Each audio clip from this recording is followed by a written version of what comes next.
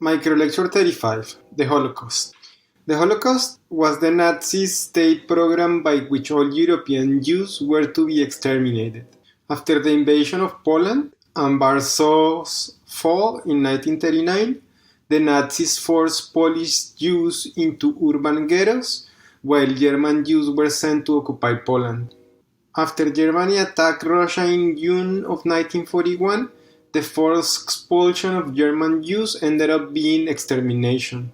In late 1941, Hitler and the Nazi leadership ordered the SS to speed up planning for the quote, "final solution to the Jewish question." Unquote. There is no doubt that Hitler's intention was genocide.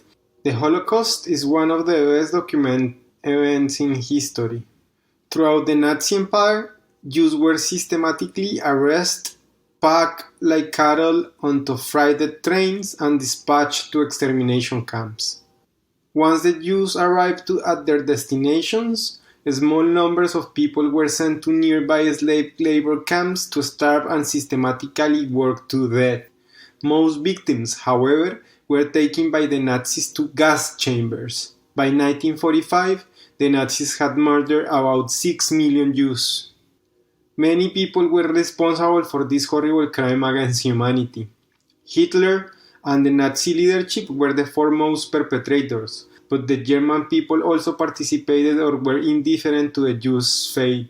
In most occupied countries, local non-German officials also cooperated in the arrest and deportation of Jews.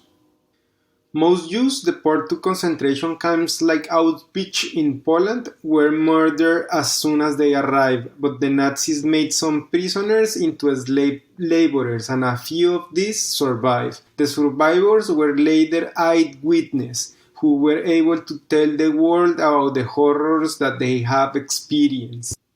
The Jewish prisoners were kicked, punched, stripped, branded with tattoos, crammed into huts, and worked unmercifully.